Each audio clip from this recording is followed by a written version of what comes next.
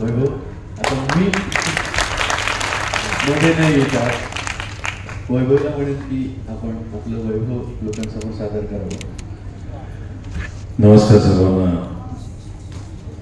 Thane art guilds आणि कोमसाको ज्यांनी ही स्पर्धा आयोजित केली, ज्येष्ठ आणि श्रेष्ठ कवयित्री इंदिराताई संत, अशोक बागवे सर होते, माझ्या आधीचे माझे समकालीन आणि माझ्या नंतर येणाऱ्या सर्व कवींना अभिवादन करतो, श्रोत्यांना विनम्र नमस्कार करतो. डॉक्टर इंगळहळीकरांनी इतकं सुंदर सांगितलंय सादरीकरणाबद्दल की कविता सादर करायचीच भीती वाटायला लागली आता.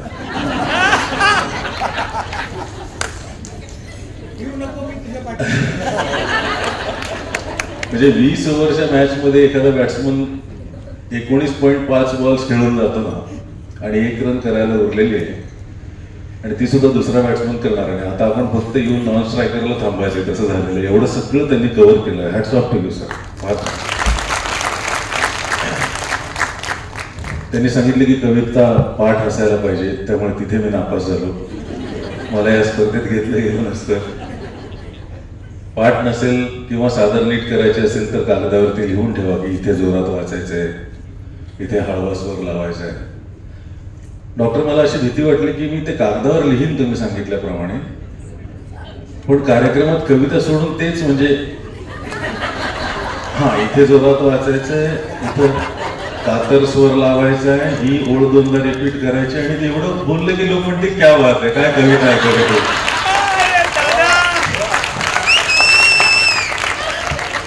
कारण आपण कोण लिहिलं याला दाद देतो हल्ली, असं मला वाटतं. काय लिहिलं याच्याकडे लक्ष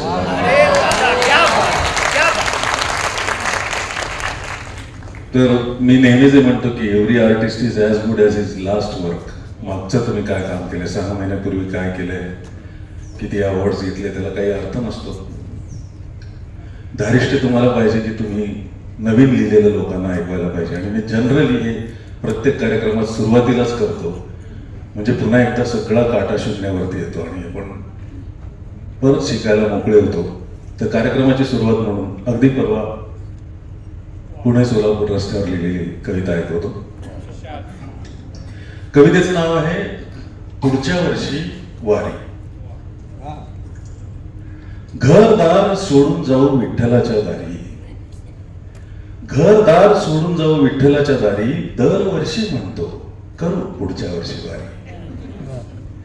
आषाढातलं आभाळ जेव्हा सावळं सावळं होतं, आषाढातलं आभाळ जेव्हा सावळं सावळं होतं, घन भरून येता मन भरून येत, धूळ होते गुलाल आणि माती होते अबीर, धूळ होते गुलाल आणि माती होते अबीर, माहेराला जाण्यासाठी चराचर अधीर, आम्ही उरतो घरी जग चंद्रभागे तिरी, दरवर्षी म्हणतो करू पुढच्या वर्षी. संत लयीत गातो वारा संतांचे अभंग, संत लयीत गातो वारा संतांचे अभंग, झाडे पाने डुलू लागतात होऊन निसंग, नद्यान आले ओढे होतात कीर्तनात दंग, नद्यान आले ओढे होतात कीर्तनात दंग, अवघा रंग एक झाला सखा पांडुरंग, बसल्या जागी म्हणतो आम्ही यंदा जरा सॉरी, बसल्या जागी म्हणतो आम्ही यंदा जरा सॉरी, दरवर्षी म्हणतो करू पुढच्या वर्षी वारी. संसाराची पायरी आणि अध्यात्माचा कळस,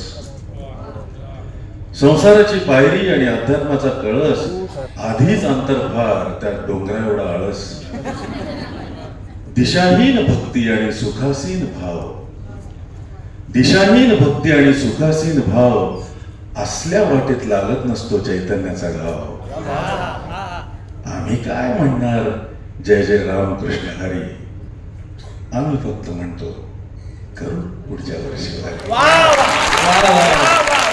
सुंदर सुरुवात. असं वातावरणच आपलं आता एकूणच महाराष्ट्राचं विठ्ठलमय झालेलं असताना तू इतकी सुंदर सुरुवात करून दिलीस. म्हणजे असं मला असं विचारायचं आहे की वैभव जोशी हा कवी वैभव जोशी ला कधी सापडला? मी एक कविता लिहिली होती की कुठूनही तरंगत येतं एक नातं, आपल्या त्याला कस्तुरीचा पत्ता देऊन जातं. आपण सगळे कस्तुरी मृग असतो, आपल्या सगळ्यांचा माणुसकीचा सृजनाचा गंध बाहेर जात असतो, पण तो कुठून येतो आपल्याला माहित नसतं. की कुठूनही तरंगत येतं एक नातं, आपल्या त्याला कस्तुरीचा पत्ता देऊन जातं. तुमच्या बाबतीत सुद्धा असं घडलंय का हो कधी? तुमच्या बाबतीत सुद्धा असं घडलंय का हो कधी? आलाय का हो गंध काही उमलण्याही आधी. आलाय का हो गंध काही उमलण्याआधी. कारण वैभव जोशी तथाकथित आता ज्याला आपण उमलणं म्हणतो, त्याच्या आधी मी जेव्हा myBoli.com नावाच्या वेबसाईटवरती पहिली माझी 4 ओळींची कविता लिहिली होती, तर तिथे बरेच कवी लिहायचे आणि तो वाहता बीबी असायचा तेव्हा, कारण तेव्हा एवढं स्टोरेज आणि हे सगळं नव्हतं. 2005 सालची गोष्ट आहे. तर तिथे एकमेकांना इंटरनल मेल करायची सोय होती आणि क्षिप्रा टोमणे नावाच्या पुण्यातल्या एका कवयित्रीने किंवा कविता रसिक जी होती, तिने माझ्या पहिल्याच 4 ओळी वाचून मला सांगितलं होतं की मेल करून सांगितलं होतं की तुझी कविता ही लहान कविता लिहिण्यासाठी नाही आहे, त्यातला जो विचार आहे तो व्यापक आहे, त्यामुळे तू हे रोज असं टाइमपाससाठी 4 ओळ्या लिहिल्यासारखं करू नकोस. मला असं वाटतं तिने जर तेव्हा मला थोडा वेळ काढून स्वतः इंटरेस्ट घेऊन एका नवोदित मुलाला जर सांगितलं नसतं की तुझ्या कवितेमध्ये काहीतरी आहे, तथ्य आहे किंवा सत्व आहे, तर तेव्हा मला जे प्रोत्साहन मिळालं ते मिळालं नसतं आणि मी पुढे कदाचित लिहू शकलो नसतो. तर उमलण्याआधी जो गंध आला होता तो क्षिप्रा टोमणेकडनं आला होता. वा. पण म्हणजे मी ह्यासाठी हे विचारतोय की आता जे प्रेक्षक बसले ते वैभव जोशी म्हणजे कविता समजून घेण्याआधी आपण कवी समजून घेऊया या उद्देशाने कदाचित तुला ऐकायला आले असतील. तर तुझा एकूण प्रवास कसा होता? म्हणजे 2005 साली तू म्हणालास तशी तुझी पहिली कविता आली, पण 2005 सालच्या आधीचा वैभव जोशी काय होता? तो कसा होता? कुठे होता? काय करायचा? मी खूप ट्रबल्ड चाइल्डहुड मधनं आलो. म्हणजे लहान गावातल्या लोकांना इन्सिक्युरिटीज आणि इन्फिरियरिटी कॉम्प्लेक्स असतात आणि त्याच्यात त्यांचं म्हणणं हरवून जाऊ शकतं. आज सुद्धा जी मुलं शहरांमध्ये शिकायला येतात गावाकडनं, तर त्यांना कुठल्या भाषेत बोलायचं, म्हणजे मराठीत सुद्धा आपल्यामध्ये इतके वर्गीकरण आहे की संभाषणाची आणि अभिव्यक्तीचीच भीती वाटू लागते आणि मुलं आतमध्ये कोमेजून जातात. तर तसा माझा काळ होता जेव्हा मी मंगळवेढ्याला राहायचो आणि पंढरपूरची वारी करायचो दरवर्षी. आणि तिथून मी सोलापुरात जेव्हा आलो तेव्हा पहिल्या दिवशी कॉलेजमध्ये माझं एवढं जबरदस्त रॅगिंग झालं माझ्या राहणीमानामुळे आणि या सगळ्यामुळे की मी कॉलेजला जाणंच सोडून दिलं. 11वी 12वी मी केली नाही. बऱ्यापैकी वाया गेलेला उडाणटप्पू मुलगा असं ज्याला म्हणतो. नंतर मग आई वडिलांच्या काळजीपोटी किंवा त्यांच्या आग्रहापोटी डिप्लोमा केलं, BE कम्प्युटर सायन्स केलं, GRE TOEFL केलं, सगळं केलं. पण इंजिनिअरिंग करण्यासाठी मी जेव्हा औरंगाबादला गेलो आणि जेव्हा मला होमसिकनेस यायला लागला आणि हिची आठवण यायला लागली तेव्हा, कारण आम्ही नुकतेच प्रेमात पडू लागलो होतो. समोर दीपावली बसलेले आहेत. एकदा आपण त्यांच्यासाठी टाळ्या, त्यांच्या आठवणीत अनेक कविता लिहिल्या गेल्या, म्हणजे आपण त्या अनेक कविता ऐकल्या असं मी सांगितलंय.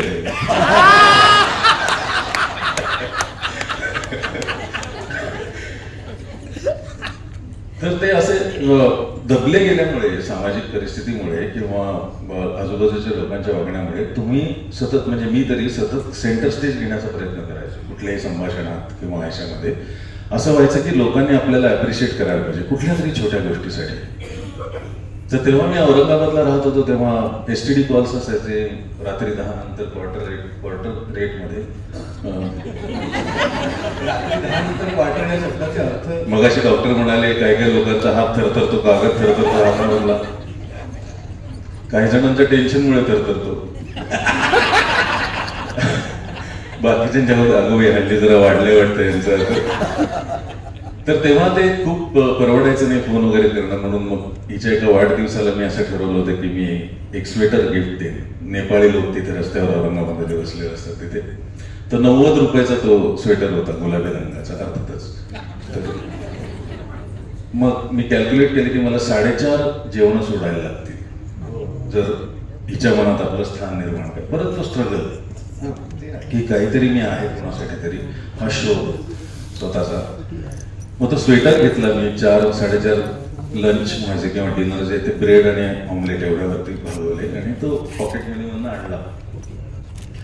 मग मी इमॅजिन केलं की स्वेटर पोचल्यानंतर ती अशी उघडेल आणि काय छान आहे म्हणाले, म्हणजे ह्यात काय मजा आहे, आणखी काहीतरी केलं पाहिजे.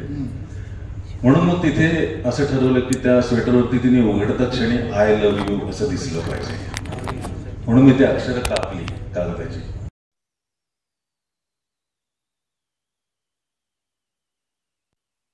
म्हणून मी त्या प्रत्येक कॅरेक्टरमध्ये एक कविता लिहिण्याचा प्रयत्न केला. त्यामुळे त्या किती होतात, 5 आणि 3 8 अक्षरांमध्ये 8 वेगवेगळ्या कविता, आणि अर्थातच त्या अक्षरांचा साईज कमी जास्त असल्यामुळे ऑटोमॅटिकली काव्य प्रकार अनेक हाताळले गेले. म्हणजे एवढंच, म्हणजे आय मध्ये खूप जागा नाहीये तर तिथे मुक्तछंद लिहावा किंवा अष्टाक्षरी लिहावी, ओ मध्ये खूप जागा मिळते तर तिथे काहीतरी वेगळं लिहावं, असं असं करून त्या कविता लिहिल्या. तिला आवडल्या पण बाळगत होत्या. पण म्हणजे मला असं वाटायचं की प्रत्येक अनुभव कवीचा नसतो, पण म्हणजे तू इतक्या रोमॅन्टिक कविता लिहिल्यात त्या तुझ्या सगळ्या अनुभवातूनच आहेत खरं तर. मग ते परकाया प्रवेश ज्याला म्हणतो आपण, तसं आजूबाजूला मित्रांकडे बघून लिहायचं आपण काय दुसरं. म्हणजे संदीपच्या माझ्या कार्यक्रमात नेहमी हा किस्सा घडतो. मी म्हणतो संदीपला, संदीप अरे काय यार एवढ्या रोमॅन्टिक कविता लिहितोस, लोकांना वाटत असेल की तुझे 30-35 अफेअर्स असणार. तो म्हणतो हे बघ वैभ्या, तुला मी खरं सांगतो, चितळे काही स्वतः भाकरवडी खात नाही. पहिल्या कार्यक्रमात मी तयार नव्हतो. दुसऱ्या कार्यक्रमात त्यांनी म्हटलं मी म्हटलं हो रे, चितळे काही स्वतः भाकरवडी खात नाहीत, पण चितळे दुपारी 1 ते 4 काय करतात आपल्याला काय माहिती आहे. तर असा कवितेचा तुझा जी काही भेट झाली त्या, म्हणजे अर्थात आम्हा रसिकांवर दीपावहिनींचे पण उपकार तेवढेच आहेत की आम्हाला तू सापडलास. हो हो, आतापर्यंत अगदी कालपर्यंतचे तिचे उपकार मी सगळीकडे मान्य करतो. उदाहरणार्थ म्हणजे काल गुलजारजींनी बोलवलं होतं मला काही काळ त्यांच्याबरोबर व्यतीत करण्यासाठी. त्यांच्या घरी बसलो होतो आम्ही आणि ऐकवा म्हणले काहीतरी. मग मी माझं हिंदी ऐकवलं, मराठी ऐकवलं. तर म्हणले इतना अच्छा कैसे लिखले तो, असं गुलजारजी म्हणाले. बघा म्हणजे मी नाही यात काही मोठेपण नाहीये. नाही आहे, म्हणजे हा तुझी मॉडेस्टी आपण म्हणूया. पण गुलजारींचा सेन्स ऑफ ह्युमर पण फार भारी आहे. त्यामुळे मी त्यांना म्हटले की घरवाली लिखणे देते तो लिख लेता हो.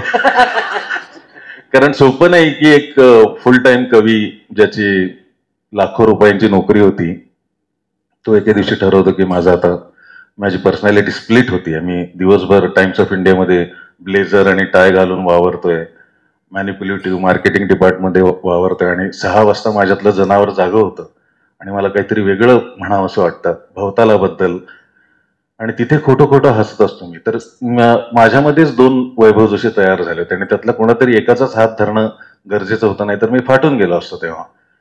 तर तेव्हा मी तिला रिझाईन केल्यानंतर दुपारी 3:30 वाजता फोन केला होता की मी नोकरी सोडली. बापरे. आणि ज्यांची लाईफस्टाईल 2012 साली टेक होम सॅलरी 1,65,000 रुपये असते, तर मी तिला फोन केला गाडीत बसून की मी नोकरी सोडली आहे कवितेसाठी. तर ती म्हणली खूप उशीर केलास. क्या बात आहे, क्या बात आहे.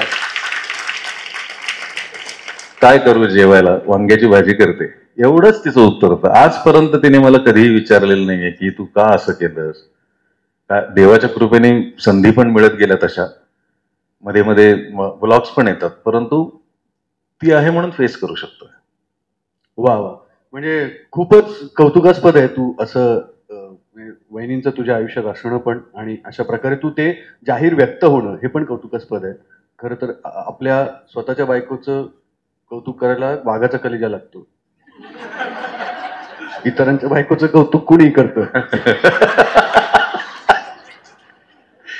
आपण कितीही उंदीर असलो घरात तरी वाघाचा कलेजा लागतो कौतुक करायला, असं त्याचं म्हणणं आहे. बरं, ज्या वेळेला कधी असं वाटलं की आता आपण ज्या फुल टाइम करिअर म्हणून तू सुरू केलंस आणि आपला काव्य संग्रह यावा, तर त्यावेळेला काही धाकधूक होत, कारण अनेक इथे कवी बसलेले आहेत, काही कवी स्वतः स्वरचित कविता सादर केलेली आहे. तर त्यावेळेला जसं मला असं कायम वाटतं की माझा कधीच काव्यसंग्रह येऊ शकत नाही. मलाही वाटतं अजून. खरं तर तुमच्यासारखे मित्र आयुष्यात असल्यामुळे येऊ शकत नाही माझा काव्यसंग्रह. पण मी जाहीररित्या मान्य करतो की किंवा आनंदाने कबूल करतो की विजू माने काय किंवा कुशल काय सुकून नावाने लिहितो हे फार अप्रतिम लिहितात. ते का असे म्हणत राहतात मला कळत नाही. आणि नाही, मी हे अनेकदा सांगितलंय आमच्या टॅगच्या लोकांना माहितीये की ना, ज्या वेळेला असं वाटतं की आता आपण काव्यसंग्रह आणावा, त्याच दिवशी नेमका हा काहीतरी लिहितो की ठेव बाजूला तुझ्यातील देव आई जेवले आहे तर सारे जेव आहे. आता ह्या 2 ओळीत ना आपला अख्खा तो जो उत्साह असतो की काव्यसंग्रह आणि मला कविता येतात तो सगळा मावळतो. ह्यांच्या हा किशोर कदम तुझ्या राजकीय ओळखी आहेत म्हणून मी तुला एक प्रश्न विचारतो की तू आपण आधी तुझ्या पुस्तकाला साहित्य अकादमी डिक्लेअर करूया का, नंतर तुझ्या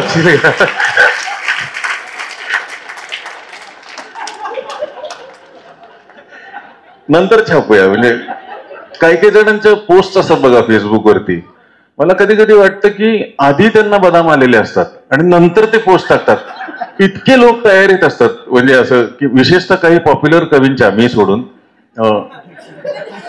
प्रेमात बायका इतक्या असतात की आधीच एक 5-15 बदाम आल्यानंतर मग तो कविता पोस्ट करतो की काय, असं मला वाटतं. नाही, पण असं आता बदामांवर काव्यसंग्रहावर येतोच मी, पण याच्यावरून की कधीतरी असं होतं का की कविता आपण एका विशिष्ट अर्थाने लिहिलीये आणि ज्या बदाम पुरस्कृत प्रेक्षक आहेत ते वेगळ्या अर्थाने घेतात. म्हणजे जसं माझा एक मित्र म्हणायचा की ती इतकी सुंदर गझल आहे, तुमको देखा तो ये खयाल आया, जिंदगी धूप तू घना साया. तर माझा मित्र म्हणायचा तो कवी फार हुशार आहे, चला त्याला ती काळी आहे हे सांगायचं आहे. जिंदगी धूप तुम घना साया, मग एक तर सावली आहेस त्यातही घना साया, म्हणजे इतकी काळी आहेस तू, असं. तर असा त्याला अर्थ लागला होता. तर तसं आपल्या कवितेचा अर्थ वेगळा लागल्यावर कवीला काय वाटतं? मला तरी आनंद होतो. म्हणजे हा अर्थ मला कधी लागलाच नव्हता. जेव्हा लोक येऊन सांगतात की तुम्ही तेव्हा त्या कवितेत अध्यात्माबद्दल बोलला आहात, तर नकळत होतं. जसं आता आपलं जे निवेदन करत होत्या त्या इंदिराबाईंच्या कवितांबद्दल बोलत होते की शेवटच्या 2 वेळी तुम्हाला दुसऱ्या प्रतलावरती घेऊन जातात. तर आपल्या कवितेला असं दुसऱ्याच्या चष्म्यातून किंवा लोलकातून बघणं नक्कीच सुखावं असतं मला वाटतं. आणि तुम्ही एक अर्थ देऊ शकता फार तर, बाकी त्यांनी जर कविता घरी नेली तुमची त्यांच्यासोबत तर ती 100 वाटांनी जाते. आणि असं म्हणतात की चांगली कविता ती जी 100 लोकांना 100 वाटांनी घेऊन जाते. वा वा वा वा. म्हणजे इतक्या शक्यतांचे प्रदेश त्याच्यामध्ये असतात कुठल्याही ओळीमध्ये. प्रत्येक जण आपापल्या अनुभवाच्या कसोटीवरती तपासून बघतो ते.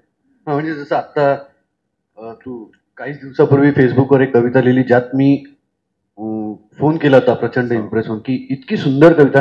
पण असं आता सगळ्यांचा एक कॉमन प्रश्न आहे, प्रेक्षकांचा प्रश्न म्हणून विचारतो, सुचतं कसं, कविता कशी येते, उमलते कशी? या प्रश्नाला काही उत्तर नाहीये. पण आज मी विजूला प्रॉमिस केले, मी ह्याच्या प्रोसेसमध्ये एकदा जाण्याचा प्रयत्न केला होता आणि एक दिवाळी अंकासाठी एक लेख लिहिला होता. मी थोडासा वाचून दाखवू का? हा, म्हणजे एक लेख आपण ऐकूया. म्हणजे इथे लिहिणारे बरेच जण आहेत आणि आपल्याला कळत नसतं की ही येतं कुठून. खरं तर कविता स्वयंभू येते. मला असं वाटतं की अर्थात त्याला काव्य प्रकार तुम्ही जाणून घेतल्यानंतर त्याच्यामध्ये स्किल सेटचा, सॉफ्ट स्किलचा भाग येतोच की मी याची गझल करू शकतो ह्या इमोशनची किंवा त्रिवेणी करू शकतो असं. परंतु मुळातच ही शून्यातून उगवणारी गोष्ट आहे, त्यामुळे याच्यामध्ये तुमचं असं काहीच नसतं. आत्ता जर तू मला पटकन म्हणालास की आत्ताच्या आत्ता मला नवीन काहीतरी ऐकव, तर मी बँकरप्ट आहे ना कम्प्लिटली. म्हणजे ह्या क्षणी तू कवीशी बोलत नाहीयेस, तू मागच्या कविता ज्याने लिहिल्यात त्या कवीशी बोलण्याचा प्रयत्न करतोयस. आणि हे भान जोपर्यंत आपल्याला असतं तोपर्यंत आपण फक्त समर्पित राहू शकतो त्याला. मी नेहमी असं म्हणतो कार्यक्रमातनं किंवा मुलाखतीतनं की जादूगार आणि कवीमध्ये एकच फरक असतो की दोघांनाही खात्री असते की आपल्या पोतडीतनं काहीतरी निघणार आहे. पूर्व पुण्याई असते तुमची, दोघांनाही खात्री असते की आपल्या पोतडीतनं आज काहीतरी निघणार आहे. फक्त एवढंच आहे की जादूगाराला माहित असतं की मी हात घातल्यानंतर कबूतरच निघणार आहे, रंगीत फुलंच निघणार आहेत किंवा रुमालच निघणार आहे. कवीला ते सुद्धा माहित नसतं की काय निघणार आहे. त्यामुळे जेव्हा जादूगार तुम्हाला हात वर करून कबूतर दाखवतो तेव्हा त्याच्या चेहऱ्यावरती विजयोन्माद असतो की मी कसं तुम्हाला हे करून दाखवलं. कवी जेव्हा काहीतरी काढून असं बघतो तर तोही श्रोत्यासारखा वाचकासारखा अरे आज हे माझ्या हातून काय निघालं, तर तो इनोसन्स त्यामुळे टिकून राहतो आर्टिस्ट मधला असं मला वाटतं. तर त्याच्याच संदर्भात थोडंसं ऍब्स्ट्रॅक्ट आहे थोडंसं, पण तुम्ही आपण एका पेजवर येऊया, बघू जमतं का. कविता सुचण्याच्या आधी कदाचित पहिली, तो त्या नीरव जंगलातून एकटाच चालत होता. कुणासोबत तरी गप्पा मारता मारता सहज विचारात हरवावं तसं या पायवाटेवर वळला होता तो.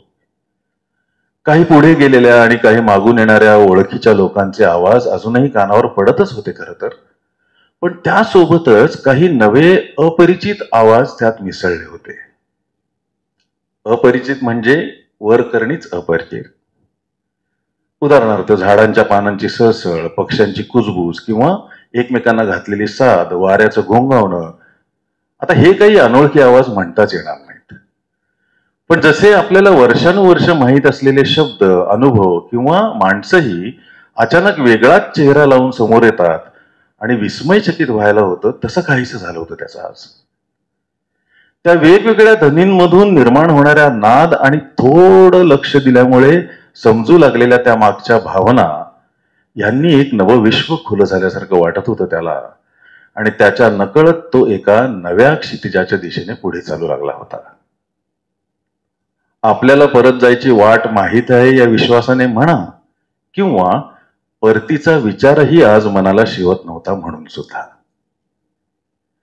गडद निळे जलद भरून आले असं काहीसं शाळेत वाचल्यासारखं आठवलं त्याला. आत्ता या क्षणी ते आठवायचं काय कारण याची मीमांसा न करता तो त्या ओळीतच गुरफटून गेला. अक्षरातली वारंवारिता म्हणजे अनुप्रास, आणि तो शक्यतो कवितेत दिसतो असं शिकलेलं सुद्धा आठवलं वर्गामध्ये. नेहमीचे मित्र सोबत असते तर कवितेपेक्षा कविता शिकवणाऱ्या सरांच्या लकबी वगैरे करून दाखवून त्याने ऊत आणला असता, पण या क्षणी त्याला गडद निळे मध्ये घोड्यांच्या टापा, हरणांचं लयबद्ध धावणं वगैरे काहीच्या काहीच विचित्र जाणवू लागलं. ती ओळ सतत मनावर तरंगत राहिल्यामुळे असेल, पण त्याने अभावितपणे वर आकाशाकडे पाहिलं आणि एका शुभ्र कॅनव्हासमध्ये पावसाचा रंग भरता येणारा कुंचलाच हाती लागल्यासारखं झालं त्याला. मग ते चित्र पूर्ण करण्यासाठी, पूर्ण बघण्यासाठी तो पुढील ओळी आठवण्याचा जीव तोडून प्रयत्न करू लागला. पटकन कोणाला फोन करून विचारून मोकळं व्हावं या नेहमीच्या उपायापेक्षा आपल्याला या पुढच्या ओळी माहीत कशा नाहीत याचं वैषम्य आज आपल्याला का वाटावं हे कळेच ना त्याला. आणि तसंही त्याने फोनकडे पाहिलं असतं तर त्याच्या लक्षात आलं असतं की तो नेहमीच्या जगाच्या कक्षेतून कधीच बाहेर आलेला आहे. Today he was out of range. मग तिसऱ्या पेग नंतर कितीही प्यायली तरी फरकच कळत नाही तसा तो जाणीवच पीत सुटला. फुलांचे गंध, वाऱ्याचा स्पर्श, झाडांची निमंत्रण, पाखरांचं झेपावणं असं एक एक पापुद्रा आस्ते आस्ते निघत गेला त्याच्या डोळ्यांदेखत, आणि आपसूक एखादं वळण स्वतःच्या तंद्रीत वळत वळत अचानक एखाद्या समुद्रासमोरच येऊन थांबावं तसा दिग्मूढ झाला तो. वर विस्तीर्ण आकाश, समोर अथांग समुद्र आणि पायाखालून आजवर ओळख सांगणाऱ्या जाणीवांची वाळू सरकलेली. आता कुठल्याही क्षणी एखादी लाट येऊन आपल्याला आत ओढून घेईल आणि तिथून थेट उंच आभाळात भिरकवून देईल असं वाटून गुदमारला असतो. बरं, कोणाला हाक मारावी तर मागे दूर दूरपर्यंत फक्त त्याच्या एकट्याचीच पावलं उमटलेली दिसत राहिली त्याला.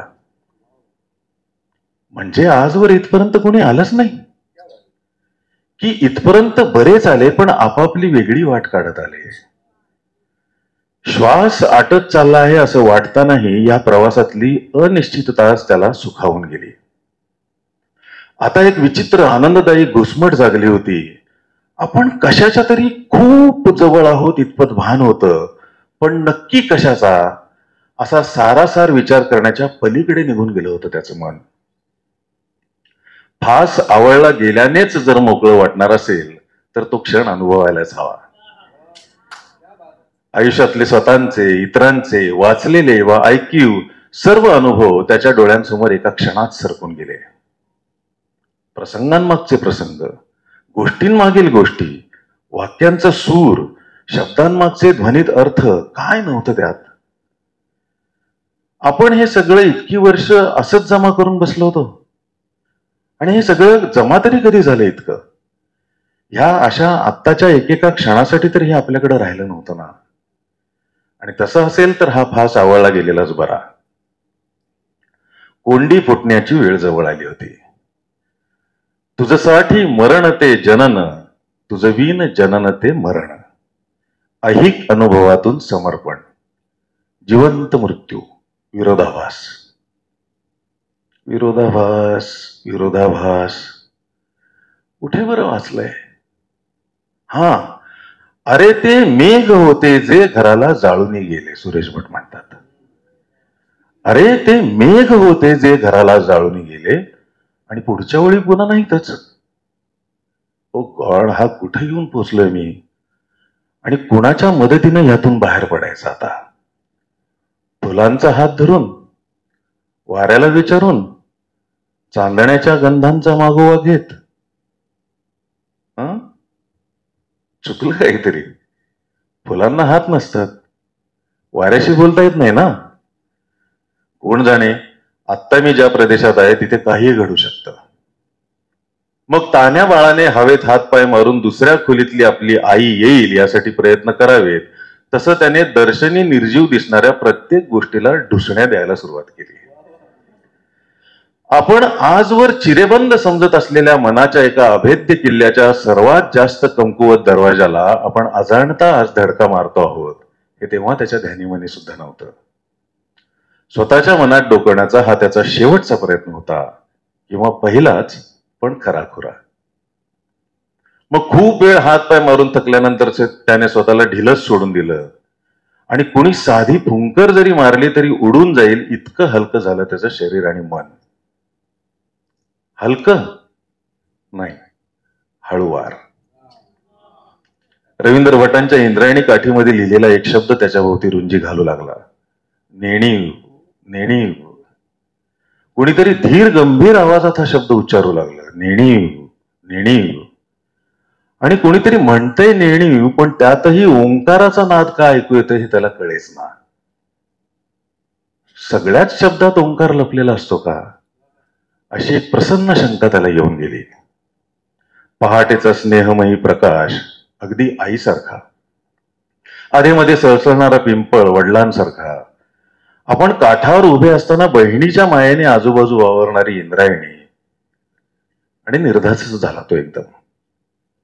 आपण हरवूनही आपल्यातच आहोत हे एकदा त्याला कळलं, आणि मग मात्र तो उरले सुरले पापुद्रे बेभान होत फाडत सुटला.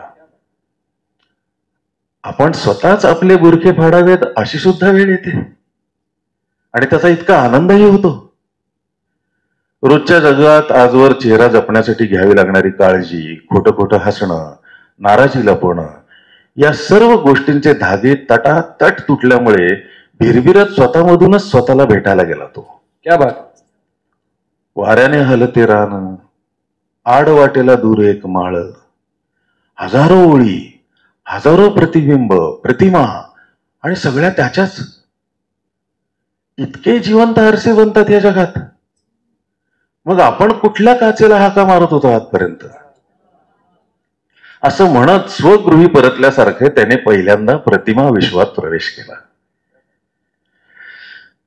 आपण परत कसे आलो या प्रश्नापेक्षाही पुन्हा कधी ना कधी असं हरवून जाणं घडेलच ह्या आशेवर आता आयुष्य चालू लागलं.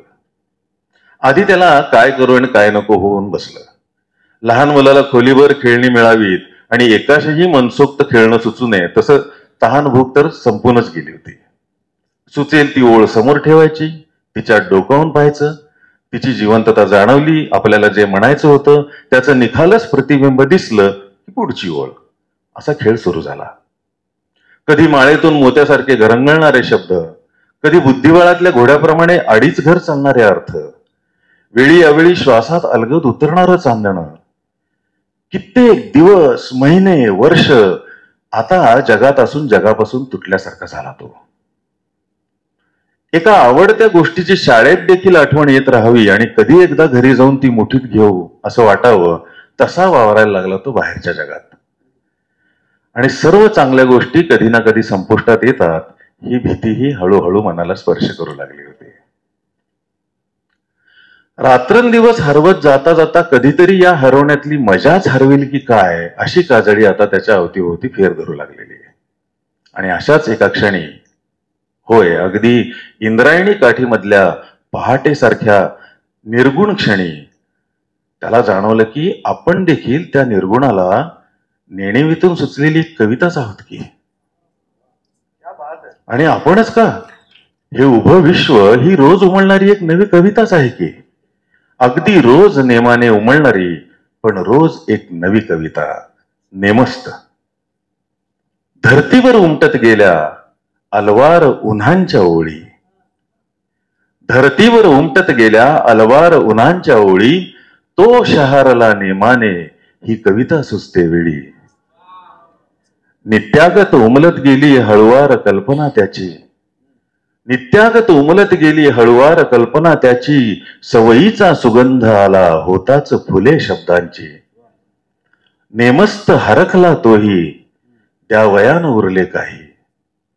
नेमस्त हरखला तोही द्यावयान उरले काही. नेमस्त चरखला फिरुनी ही शेवटची तर नाही. कमाल. नेमस्त हरखला तोही द्यावयान उरले काही.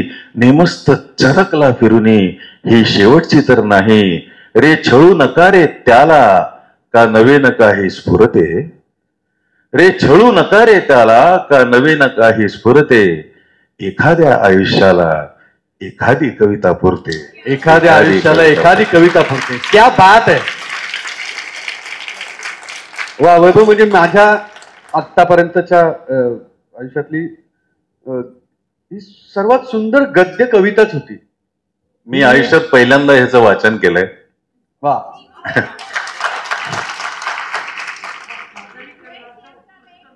अरे डॉक्टर, तुम्ही सांगितलं. Thank you so much. मला ना फार त्यात आपण आरसा, म्हणजे जसं तू त्या ह्याच्यात म्हटलंस की इतके जिवंत आरसे, काय सुंदर कल्पना आहे. म्हणजे पूर्वसुरींच्या कविता हे सगळे आपले जिवंत आरसे. जिवंत आरसे असणं आपल्याकडे, किंवा मला ते स्वतः पाहिलं मी की तो असं पुढे गेला आणि मागे वळून पाहताना फक्त आपल्याच पाऊलखुणा दिसत आहेत. मग इथपर्यंत कोणी कधी आलंच नव्हतं का. कवीला हा अनुभव खूप वेळा येत असतो की ह्या कल्पनेपर्यंत जिथे मी पोहोचलोय ही कदाचित कुणीतरी ह्याच्या आधी लिहिली आहे का, अनुभवली आहे का, त्याला शब्दरूप दिलंय का. तर म्हणजे मला नेहमी असं वाटतं विजू की ह्या जगामध्ये एक अखंड चराचरामध्ये अखंड काव्यहोत्र चालू आहे. खरा लिहिणारा कवी एकटा वर बसलाय. त्याला मागच्या कवितेत जे म्हणायचं होतं ते राहिल्यामुळे तो वेगळ्या देहातून जन्म घेतो आणि पुढे कविता पूर्ण करतो. क्या बात है. म्हणजे इवलेसे रोप लाविले द्वारी त्याचा वेलू गेला गगनावेरी असं जेव्हा आपण म्हणतो, आणि त्यातला माऊलींचा प्रसिद्धी परांमुखतेचा जर अँगल आपण लक्षात घेतला तर तेच काही म्हणायचं उरलं होतं की काय. म्हणून आरती प्रभूंच्या तोंडून नको नको म्हणताना गंध गेला रानावना लिहितं. किंवा ज्योतीने तेजाची आरती लिहिण्याआधी उजेडी राहिले उजेड होऊन निवृत्ती सोपान मुक्ताबाई, यातलं काही लिहायचं राहिलंय का, म्हणून ज्योतीने तेजाची आरती पुन्हा लिहिलं जातं. मला असं वाटतं की जे कोणी आपण कवी आहोत त्या सगळ्यांनी त्याचं म्हणणं पोहोचण्यापुरतं तेवढा आपला रोल निभावायचा आहे. या काव्यहोत्रामध्ये आपल्या 4 समित्या टाकायच्यात आणि नमस्कार करून निघून पुढे जायचं आहे. क्या बात आहे. इतकं सहज सोपं अध्यात्म आहे हे तुझं, म्हणजे आणि ते पचवायला आणि रिचवायलाही खूप बरं जातं. नाही ते अनेकदा कसं असतं की अध्यात्म म्हटल्यावर माझा त्याच्याकडे बघण्याचा अँगल असा आहे, आपण फक्त श्लोक पाठ म्हणत असतो, अर्थाशी काही घेणं देणंच नसतं आपल्याला. आपल्या घरी एक पूजा सांगितली जाते, त्या पूजेच्या वेळेला तो काय म्हणतोय त्याच्याशी आपल्याला घेणं देणं नसतं. आपण फक्त तो नाद ऐकत असतो. मग मला असं वाटतं की ते अध्यात्म माझ्या हृदयापर्यंत पोहोचत नाही, कारण त्यातला अर्थच. पण आता जे तू सांगितलंस ते किती छान सहज हृदयापर्यंत पोहोचणार होतं. की असा एक शेर लिहिला होता याचं की, म्हणजे आता तिचं मीटर नाही, मला पाठ नाही तर अगदी व्हर्बॅटिम, पण एक ओळीत हे अध्यात्म ऐकून जा मित्रा, लक्ष ध्यानात घे, ध्यान लक्षात नको. क्या बात आहे. वा वा वा. म्हणजे त्या लक्षवरचा श्लेष होता तो, क्षला य जोडलेलं लक्ष आणि ध्यान लक्षात ठेवून असं. शिवानी बसली आहे त्यामुळे मीटर सांभाळावं लागतंय. असं माझ्या बाबतीत किंवा मी किशोरचे काही किस्से मी आपल्या सादरीकरणाच्या वेळेला सांगितला एक किस्सा. तसं ज्या वेळेला अडते ना, म्हणजे आपण म्हणतो एक लेबर पेन, तसं एखादी ओळ आल्यानंतर पुढची ओळ जेव्हा अडते, तर असे काही अनुभव आहेत का तुझ्या आयुष्यातले, किस्से आहेत का, की जसं किशोर 2-2.5 तास 1 तास बसला होता व्हॅनिटीच्या टॉयलेटमध्ये, कारण त्याला पुढची ओळ होत नव्हती. तर तसं काय काय घडलं असेल तिथे? मी किशाला विचारणार आहे. नाही, आज तू ज्या भूमिकेत आहे त्या भूमिकेत मी काल होतो गुल्हार साहेबांसमोर. किती शिकायचं उरतं बघा अजून सुद्धा. म्हणजे मला तशी वेळ आलेली नाही देवाच्या कृपेने आतापर्यंत, क्रिएटिव्ह ब्लॉक म्हणा किंवा त्याचं कारण मी कवितेचे फॉर्म्स बदलत लिहितो. म्हणजे मी कधी एखादी चमकदार ओळ तुमच्याकडे घेऊन येते, कधी आशय येतो, कधी ठसठसणारं काहीतरी एक इमोशन घेऊन येतं, आणि मग तुमच्याकडे अनेक काव्य प्रकारांचा अभ्यास असतो, वृत्तांचा अभ्यास असतो. त्यामुळे तुम्ही ते कशामध्ये कुठल्या साच्यात बसवायचं याचं एक क्राफ्ट्समनशिप पण तुमच्यामध्ये आलेली असते. पण 2-3 गझल लिहिल्यात मागच्या काही आठवड्यामध्ये असं म्हटल्यानंतर पुन्हा पुढची गझल लिहिणं मी टाळतो. म्हणजे एखादी ओळ जरी लक्षात आली की हा माणूस मला फसवा वाटतो, हा निघून गेला मला फसवून, तरी सुद्धा मी वाट पाहतो की याचं दुसरं काही होतंय का. कारण तुझा त्या गेल्या आठवड्यामध्ये गझलवरती सराव झालेला असतो. तुला मंजू घोषा वृत्तात माहिती असतं, हिरण्यकेशी वृत्तात जाऊ शकते ही ओळ, भुजंगप्रयातात जाऊ शकते, असं सगळं. बाय द वे घाबरू नका, आता व्याकरण बोलतोय मी. लहानपणी 8 मार्काचा ऑप्शनला टाकलेला असतो आपण, आणि एकदम हे काय असं राजेश गोगटे बसलेत, मी कार्यक्रमात समजावून सांगतो लोकांना की भुजंगप्रयात म्हणजे आपण जे लहानपणी घरात ऐकलेलं असतं की मना सज्जना भक्तिपंथेची जावे, भुजंगप्रयात लगागा लगागा लगागा. तर याला घाबरतो आपण, काही कारण नसतं घाबरायचं, कारण आपण सगळे श्वासात लय असते, आपल्या चालण्या बोलण्यात लय असते, आपण लयीतच करतो काम सगळं. म्हणजे आपण एक पाऊल पुढे टाकतो आणि पाठोपाठ दुसरं पाऊल घेतो. आपण 4 पाऊल उजवं पाऊल टाकलं आणि मग डावा ओढलाय असं होत नाही ना. आपण काय पुष्पा नाही, आपण साधी माणसं होतो, आपण काय पुष्पा नाही. त्यामुळे 2 मैत्रिणी जरी फोनवर बोलत असतील की तुला काय वय, तुझं ठीक आहे, तुला सासऱ्याचा कुठं त्रास आहे, हे ते भुजंगप्रयातात बोलत असतात. तुला काय बाई, तुझे ठीक आहे, तुला सासऱ्याचा कुठे त्रास आहे. प्रॉब्लेम असा झालाय, मगाशी डॉक्टर बोलत होते तेव्हा एक मुद्दा मलाही बोलायचा होता की आपण गद्य सुद्धा नीट बोलत नाही हल्ली, म्हणून आपल्याला पद्य सादरीकरणाला प्रॉब्लेम येतो. आपण त्या ऍब्रिव्हेटेड लँग्वेजमध्ये व्हॉट्सअपवरच्या जे काही आहे, मी तुझ्याकडे आज येतोय, तर MITUZYKDAJ येतो ए, ते ई लिहितात पुढे आता काहीतरी. तर तुम्ही जर लिहिताना सुद्धा MEE, आपण लिहिताना वाचतो ना, मनातल्या मनात उच्चार करत असतो की मी तुझ्याकडे आज येतोय, असं जर तुम्ही साधं जरी रोजच्या सारखं बोलत असाल ना रोजच्या जगण्यामध्ये, तरी सुद्धा तुम्हाला काव्य सादरीकरणाला त्याचा फायदा होतो.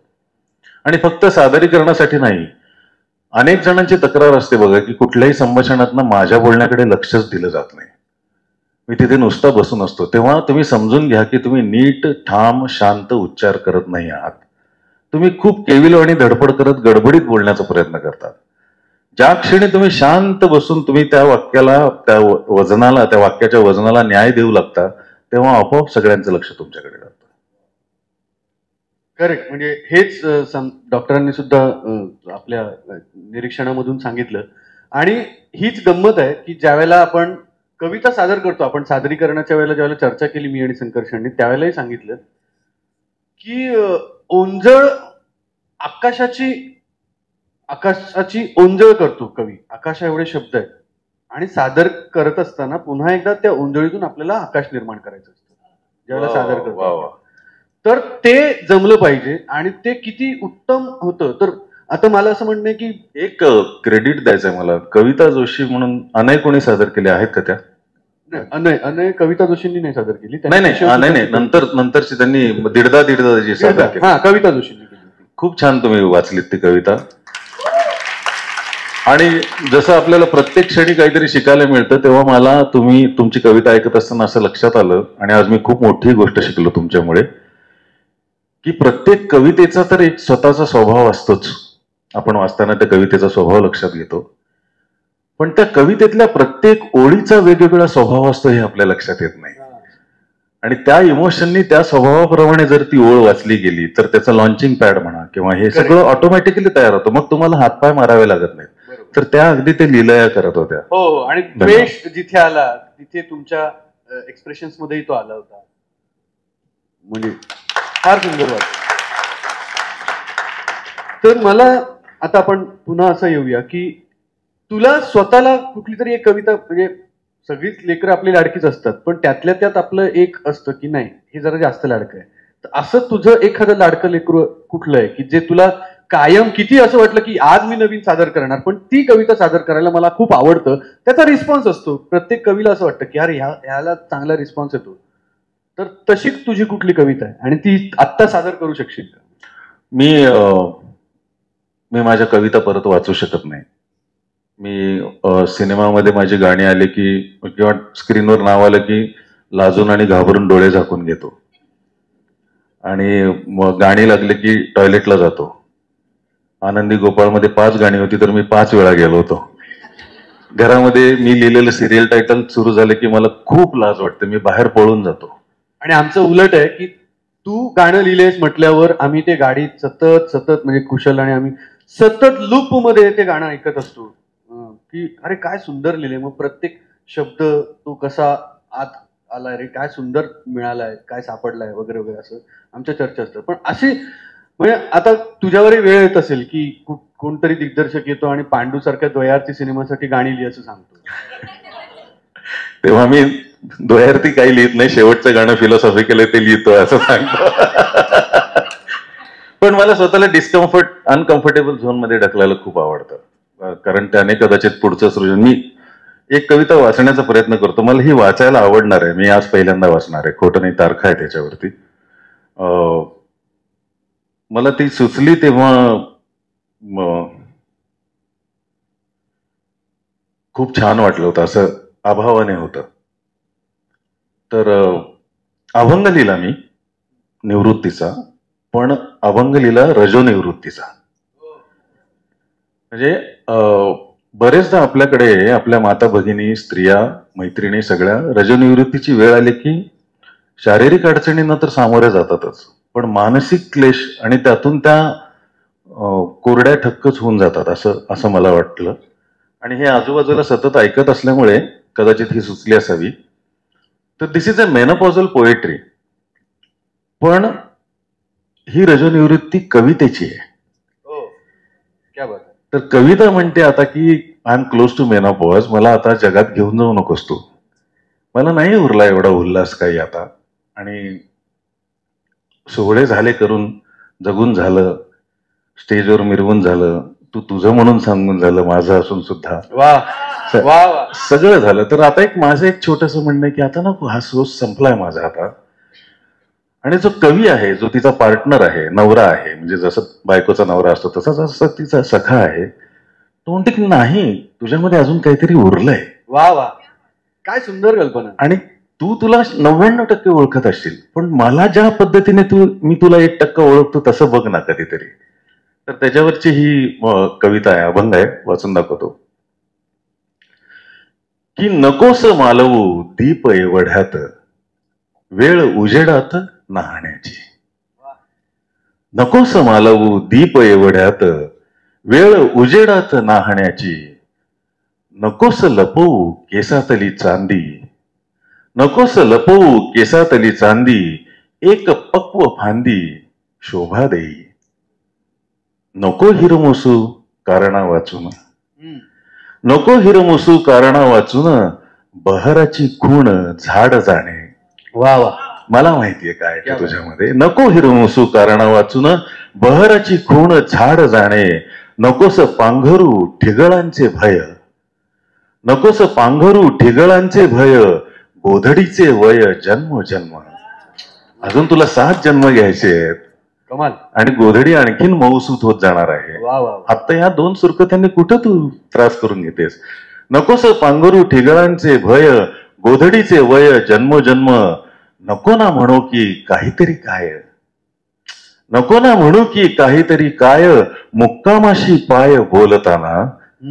नको ग अशात बदलूस कूस, नको ग अशात बदलूस कूस, फिटे ना ग हौस पाहण्याची. वा वा वा वा. नकोस आळवू नकोचे हे वृत्त. वा, नकोच हे वृत्त. हा, नकोचे वृत्त नको आळवू, नकोस आळवू नकोचे हे वृत्त, नाही हा मुहूर्त निवृत्तीचा. नकोस नाकारू असे वर्तमान, नकोस नाकारू असे वर्तमान, तुझे देह भान प्राण माझा. तू जिवंत आहे तोपर्यंत कवी जिवंत आहे. करेक्ट. नकोस नाकारू असे वर्तमान, तुझे देह भान प्राण माझा. आणि शेवटचं चरण आहे की नको ना हव्याला नकोची ही व्याधी, नको ना हव्याला नकोची ही व्याधी, अकाली समाधी मोक्ष नाही. अकाली समाधी, अकाली समाधी मोक्ष नाही. क्या बात आहे. किती सुंदर, किती सुंदर. क्या गप्पा चालू राहतील. मला वैभवकडून आणखीन कविता तुम्हाला ऐकवायच्या आहेतच, पण माझी अशी एक इच्छा आहे की इथे लोकांनाही काहीतरी बोलायचं असतं, तसं कुशललाही काहीतरी बोलायचं आहे खूप वैभवशी. तर कुशल, तुला जर प्रश्न विचारायचे असतील तर तू येऊनच बस. ये ना. हा, म्हणजे एक खुर्ची द्या रे, एक खुर्ची द्या.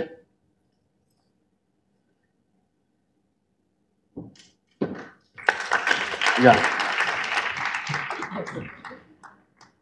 ते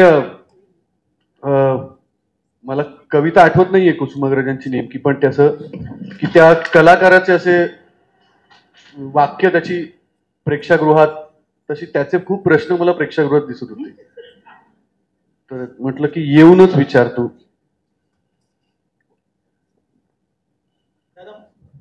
ऑन कर. पहिले तर मी दादाला भेटलो होतो तेव्हा मी खूप उत्साहात होतो, कारण त्याची एक कविता मला खूप म्हणजे वैभव दादाची ओळख मला पहिल्या कवितेने झाली होती की अशी पुन्हा घेतली मी भरारी वगैरे, पुन्हा सज्ज झाले शिकारी वगैरे, खरा प्रश्न मी टाकलेलाच नाही, तुझी मात्र चर्या विचारी वगैरे. तर ही कविता इतकी आवडली की अरे वैभव जोशी हा दादा बघा हे कोण, अशी खरं तर नाममात्र ओळख झाली होती दादा तुझी. आणि मग एकदा वैभव दादाला भेटण्याचा क्षण आला जेव्हा दादा म्हणाले की चल वैभवकडनं लिहून घेऊया आणि वैभवकडे जाऊया, तेव्हा मी इतका उत्साहात होतो. आणि पहिल्या दिवशीच जेव्हा मी दादाला भेटलो तेव्हा दादाकडे कंप्लेंट केली की दादा तुझ्यामुळे एका मुलीला इम्प्रेस करता करता मी राहिलो खरं तर. कारण मला असं वाटायचं कायम की कविता हे व्यक्त होण्याचं माध्यम नसून मुलींना इम्प्रेस करण्याचंच माध्यम आहे. मलाही असं वाटायचं, पण त्याचा फायदा झाला नाही म्हणून मी प्रोफेशन करून घेतलं. मला हर शायरने शादी करनी चाहिए म्हणतात ना, ते ऐकलंस का दुबईच्या मुशायऱ्यामध्ये? काय हर शायरने शादी करनी चाहिए, या तो शादी अच्छी होगी या फिर शायरी अच्छी होगी. मला ना तो दिवसही आठवतो. म्हणजे कुशल कायमच जिथे जाईल तिथे लाज काढणं हा मूळ स्वभाव असल्याने मी तर ब्लड टेस्ट केली त्याच्यातही आलो होतो एकदा लाज. तर वैभव जोशीच्या घरी आम्ही पहिल्यांदा गेलो होतो की आपण लिहून घेऊया काहीतरी वैभवकडून. इतकं छान सगळं. दुपारी गेलो होतो. एक तर पुण्यात कुणाच्या तरी घरी दुपारी जाणं, 1 ते 4 चितळे काय करतात आम्हाला काय माहिती. तसं गेलो. बरं सगळं बोलून झालं तरी हा काही टळे ना. जेवणही झालं, जेवण झालं तरी हा निघेच ना. कुशात चल आता झालंय सगळं बोलून, म्हणजे निर्वाणीचं सगळं झालं आता संपलं. तर हा म्हणजे तुम्हाला सगळ्यांना मुद्दाम सांगून ठेवतोय, कधी जर चुकून तुमच्या घरी येण्याचा योग आला तर हा म्हणे दादा चहा हवा होता. अरे म्हटलं वहिनी झोपल्या होत्या म्हटलं अरे त्या झोपल्या कुशा असं बरं नाही वाटत ना, आपण कसं आणि मला चहा हवाच आहे. नाही दादा हवाच आहे. मग त्याने वहिनीनं उठवलं झोपेतून. त्याने हळूच सांगितलं की मला चहा करता येत नाही. वहिनींना उठवावं लागलं आणि मग तो चहा आला शेवटी. तर चहाचा मुद्दा नव्हताच खरा. थोडा वेळ जास्त काढायचा होता दादा बरोबर. एनिवे, पण मी दादाला सांगितलं की दादा ना असं झालं की माझी जी बायको आहे तिला सुद्धा मी असं कविता म्हणूनच इम्प्रेस केलं होतं खरं तर. तीही कोण बायको कविता आठवते मला वाटलं कविता आठवते. कविताच आठवतोय, बायको कशी आठवते. प्रेम म्हणजे प्रेम असतं. तर त्यामुळे एकदम यशस्वी फॉर्म्युला होता तो. आणि दादाची कविता मी एका मैत्रिणीला पाठवली की पुन्हा घेतली मी भरारी वगैरे, आणि इतकं भारी त्यातले प्रत्येक शेर होते. तर ती म्हणाली होती की मला कविता फार आवडतात, म्हणून ती कविता फॉरवर्ड केली. म्हटलं ही वाच. तर त्यावरती ती म्हणाली की खूप वगैरे वगैरे आहेत रे याच्यात. शपथ मी तिला ब्लॉक केलं दादा. नाही आता विषय निघालाय, सॉरी तुला आवडणार नाही. नाही बोल पण वगैरे एकदा होऊन जाऊ देत प्रेक्षकांसाठी. म्हणजे ती मैत्रीण या जगात का जन्माला आली यावरची म्हणजे ती ब्लॉक करण्याच्याच लायकीची होती. तर ती कविता आहे का ज्यात बद्दल ती एक विशिष्ट व्यक्ती असं म्हणाल की यात खूप वगैरे आहेत. ते वगैरे वगैरेचे शेड्स मी बघत होतो. शब्दांचं व्यसन असल्यामुळे एटसेट्रा एटसेट्रा आपण म्हणतो, कधी हलक्यात काढल्यासारखं म्हणतो, कधी खूप महत्वाचं सांगितलं, अरे तो असा आहे तो तसा आहे वगैरे वगैरे, म्हणजे असं. तर त्याचे खूप शेड्स दिसायला लागले मला. म्हणून मी खास आपल्या महाराष्ट्रीयन मनोवृत्तीवरती पहिला शेर लिहिला होता की पुन्हा घेतली मी भरारी वगैरे, पुन्हा घेतली मी भरारी वगैरे, पुन्हा सज्ज झाले शिकारी वगैरे.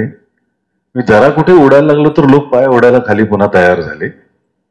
तिथे एकटा, आता वगैरेच्या शेड्स बदलतात बघा, की तिथे एकटा देव होता दरिद्री, देव होता दरिद्री, तिथे एकटा देव होता दरिद्री, रुबाबात होते पुजारी वगैरे. बिचारा खरोखर भिकारी निघाला. माझी शंका होती की तो नसेल. बिचारा खरोखर भिकारी निघाला. मला वाटले की पुढारी वगैरे. क्या बात आहे. किती जीवना रोज देतोस धमक्या.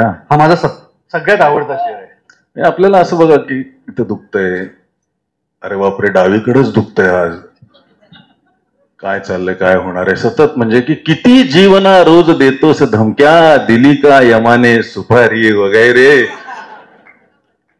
आता फक्त होतात भेटी मनांच्या, आता फक्त होतात भेटी मनांच्या, मळब दाटलेल्या दुपारी वगैरे. कशाचीच आता नशा येत नाही, कशाचीच आता नशा येत नाही, तसा घाव होतो जिव्हारी वगैरे. इथे पावलो पावली तोल जातो, आपला संयम सुटतो, निसरड्या वाटेवर चालत असतो आपण. इथे पावलो पावली तोल जातो, कशी पूर्ण होणार वारी वगैरे. इथे पावलो पावली टोल जातो. म्हणजे ही एक रचना आहे ना, ती द्रौपदीच्या अक्षय पात्रासारखी आहे. त्याच्यात शेरांची भर पडतच राहते की असंच काहीतरी लिहित. टवाळकी हा बेसिक स्वभाव असल्यामुळे की इथे पावलो पावली टोल जातो, कशी पास होणार लॉरी वगैरे असं. कधी खड्ग तलवार बोथट वगैरे, कधी खड्ग तलवार बोथट वगैरे, कधी शब्द साधा दुधारी वगैरे. असा नाचवे श्वास देहास माझ्या, ज्याच्यासाठी सगळं चाललंय, संपतो की काय. असा नाचवे श्वास देहास माझ्या, जसा माकडाला मदारी वगैरे. वा वा वा. घेतली मी भरारी वगैरे. अतिही सुगंधी नसावीत नाती, अतिही सुगंधी नसावीत नाती, पुढे येत जाते शिसारी वगैरे. आपण स्ट्रॉंग परफ्यूम मारल्यानंतर जसं आपल्याला तिटकारा येतो ना जवळ आलेल्या माणसाचं, तसं नात्यांचा कधी कधी गंध येतो कृत्रिम असा. अतिही सुगंधी नसावीत नाती, पुढे येत जाते शिसारी वगैरे. आणि शेवटचा शेर आहे की पुन्हा ती नदी सारखी दूर गेली, पुन्हा ती नदी सारखी दूर गेली, पुन्हा राहिलो मी किनारी वगैरे, पुन्हा राहिलो किनारी वगैरे. एक त्याच्यात आणखीन एक शेर होता दादा, तो मला फार आवडायचा की असे ऐकले शेवटी न्याय होतो. हो, पुढे तेव्हाच ते प्रकरण होतं. म्हणजे काही काही शहरांमध्ये सामाजिक प्रतिबिंब होऊन पडतं की असे ऐकले की पुढे ना, असे ऐकले शेवटी न्याय होतो, पुढे काय झाले निठारी वगैरे. असं निठारीचं जे प्रकरण झालं होतं. किंवा चला दूर जाऊ नवे राष्ट्र वसू, इथे फार झाले बिहारी वगैरे.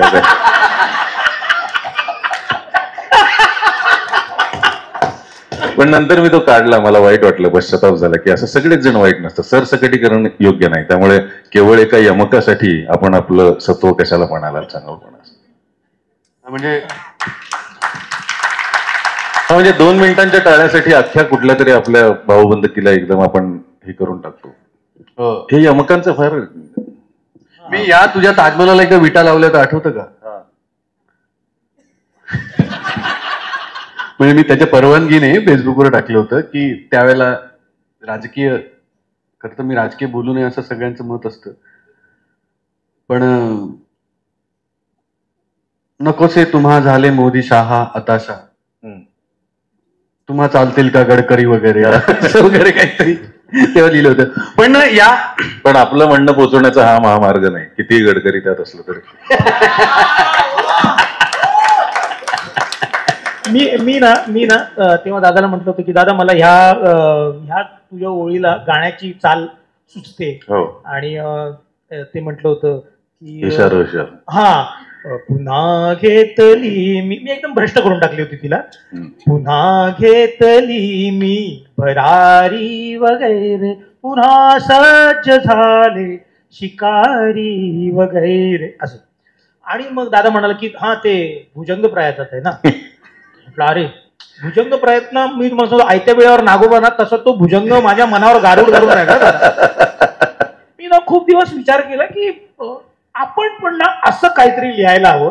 एक दिवस दादालाच फोन केला, नाही मी विजयदादांना फोन केला, ते वृत्त अलंकार वगैरे कुठे आपल्याला अभ्यास करायला मिळतील. तर का रे, मी म्हटलं त्या दिवशी वैभव दादा बोलला होता ना, तर ते म्हणाले की त्यांनी त्यांच्यावरचं संकट हळूच वैभव दादावरच ढकललं, वैभवशीच बोलला. मी त्यांना फोन केला, दादा ते एखादं पुस्तक वगैरे आहे का की असं काही अभ्यास करायला, तर मला सांगाल का? तर दादा म्हणाला की तुझा ऍड्रेस पाठव, मी तुला पुस्तक पाठवतो. आणि मग एक पुस्तक दादाने मला पाठवलं. आणि ना मग मी ते उघडलं, वाचायला सुरुवात केली, अभ्यास केला, आणि मी भुजंग प्रयातामध्ये एक कविता केली. इर्षाद, वा वा क्या बात आहे. मी किस्सा सांगतो पण की भुजंग प्रयातात एक कविता केली आणि ती माझ्या एका मित्राला पाठवली, अमोल पणशीकर नावाच्या, की आपण नाही का गाळून घेतो ना की कसं वाटतंय, मग तिकडनं गाळून आल्यानंतर मग मी ह्यांच्याकडे पाठवतो की हा हे बरं वाटतंय, ओके, हे म्हणजे आपण शेअर करू शकतो. तर त्या अमोलकडे मी पाठवली कविता. तर तो म्हणाला की यार काहीतरी मिसिंग आहे या कवितेत, काहीतरी मिसिंग आहे, कळत नाहीये काय नेमकं. तर मी म्हंटल अरे नीट वाच वेड्या, भुजंग प्रयात लिहिलाय मी त्यात. परत वाचली, परत म्हणाला की काहीतरी नाही होतंय, ते काहीतरी गंडलंय त्यात. मी म्हंटल अरे मी भुजंग प्रयात लिहिलाय त्यात.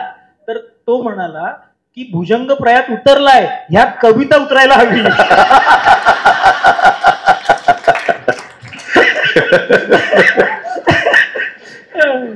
मग तुला कुठल्या वारोळात शिरू असं झालं त्याला?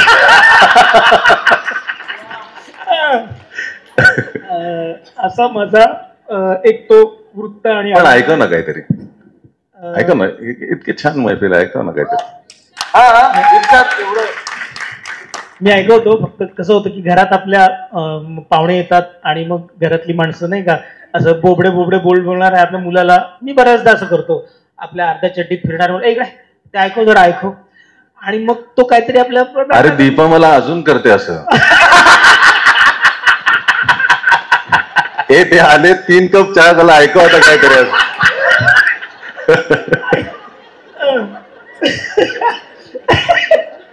मग हरकत नाही, मग आपली अशी अवस्था व्हायला काय हरकत नाही.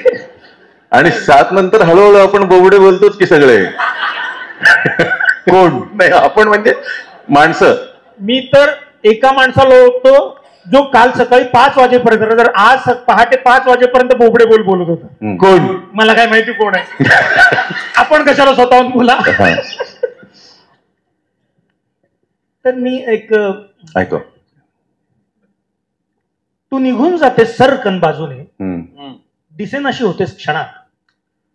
तू निघून जाते सरकन बाजूने, दिसेनाशी होतेस क्षणात. आणि तुझं अस्तित्व भरून राहतं वातावरणात का मग माझ्या मनात. सुचेनाचं होतं काही, सुन्न सुन्न सुफी होऊन जातो. सुचेनाचं होतं काही, सुन्न सुन्न सुफी होऊन जातो. वादळ वारा पाऊस मृदगंधा कस्तुरीची कुपी होऊन जातो. हे असलं भारावले पण पाहायला एकदा येऊन जा. हे असलं भारावले पण पाहायला एकदा येऊन जा. पावसात उभा मी चिंब झाडांसारखा, माझं ओथंबले पण पाहून जा. क्या बात आहे. निसरड्या वाटेवरनं चालत आलीस तर तुझी पायवाट होऊन जाईल. निसरड्या वाटेवरनं चालत आलीस तर पायवाट होऊन जाईन. पावलं उमटताना पाहीन तुझी, ओला ओला रस्ता होऊन जाईन. एकदा तुला चिंब भिजवणारा पाऊसच होऊन जाईल. मला एक पटकन आता कुशलची कविता ऐकताना लक्षात आलं की नंतर तुम्ही सगळे हात्यारा जमा करता, छिन्नी हातोडी आणि सगळं, आणि ते मीटरमध्ये बसवणं आणि हे सगळं, आणि त्याचं एक शिल्प तयार करण्याचा प्रयत्न करता. पण जेव्हा तुम्ही मनाने निरागस असता तेव्हा तुम्हाला साध्या ओबडधोबड दगडातही शिल्प दिसायला लागतं. तर तू आता कुठलंही संस्करण न करता ही जी ऑनेस्ट इमोशन मांडली ना, दॅट इज फॅन्टॅस्टिक. कॉंग्रॅच्युलेशन. वा वा वा. मी तो भुजंग प्रयत्नाचा नाद सोडला ना नंतर. तो भुजंग तो चावला मला. कालिया. मला वैभवची आणि माझी प्रत्यक्ष पहिली भेट आठवली आता, की आम्ही एका, माझ्या नशिबाने तो कवी इथे नसावा, एका कवीच्या पुस्तक प्रकाशनाला आम्ही भेटलो होतो. आणि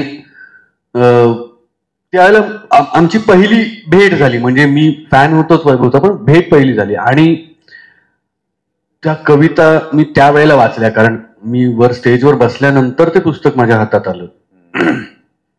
मला नाही फार आवडल्या आणि मी तसा व्यक्तही झालो त्या भाषणात. ओरे म्हणजे फार आवडलं नाही म्हणतो, हा विनय आहे त्याचा. त्याने त्या दिवशी साल्ट काढली होती. हा म्हणजे खोटं कौतुक करून सगळ्यात जास्त फोफावते ती कवी नावाची जमात.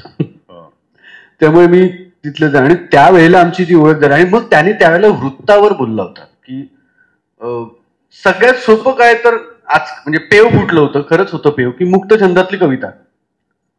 कुठेतरी काहीतरी शब्द आणि अमुक तमुक, त्या मुक्त छंदाला पण काहीतरी असलं पाहिजे ना, म्हणजे अर्थवाही पण जर काहीतरी जडत्व असलं पाहिजे. आणि मग त्यावेळेला तो बोलला होता ना त्या वृत्तावर, की वृत्तात लिहिणं किती अवघड आहे, किती सोपं वाटतं लोकांना, की काही मी म्हणतो तसं उजवीकडून लिहितात काही लोक कवी ना, म्हणजे असतं नसतं असं उजवीकडचे शब्द लिहिले की मग इथे लेफ्ट. आपण मेनू बघून काय खायचं ठरवतो तसं उजवीकडनं. तर त्या अर्थाने आपल्याकडचे सगळे मराठी गझलकार, म्हणजे बऱ्यापैकी मराठी गझलकार उर्दूच लिहितात मला वाटतं, कारण ते उजवीकडनं डावीकडे लिहितात. काफी आणि रदीफ बघून लिहिलं जातं. पण जी आतून उमलणारी कविता असते, ज्याला मी ऑर्गॅनिक म्हणतो, तशी कविता मला काय वैभवच्या कवितेमध्ये तो भास होतो की ती ऑर्गॅनिक आहे. त्यातलं काहीच, म्हणजे आमच्या सिनेमामध्ये साला आमचंच का बॅड लक खराब आहे, तर ते मला इतकं आवडलं होतं. मला तो अत्यंत मासी असा शब्द पाहिजे होता. तर साला आमचंच का बॅड लक खराब आहे असं त्यांनी मस्त मासी शब्द लिहिताना सुद्धा त्याला अरे वा छान प्रवाही पण आहे. तर आता काय हा प्रवाह गप्पांचा खूप वेळ चालत राहील, पण ते पुढच्या कार्यक्रमाचे लोक तिथनं मला सतत विंगेतून सांगतायत की आता आटपा. तर आपण आवर्त घेण्याकडे जाऊया. आणि एखादी काय भैरवीची कविता व्हायला पाहिजे. मी आज सगळ्या नवीनच वाचतोय आणि वृत्तांचा आणि गझलेचा विषय चालला तर एक नवीन गझल ऐकतो. हा, गझलेमध्ये दोन प्रकार असतात, मुसलसल आणि गैरमुसलसल. म्हणजे एकाच विषयावर बोलणारी, गालीच्या सारखी उलगडत जाणारी ती चुपके चुपके रात दिन सारखी, ती एकाच विषयावर बोलते, त्यामुळे लोकांना फार प्रश्न पडत नाहीत.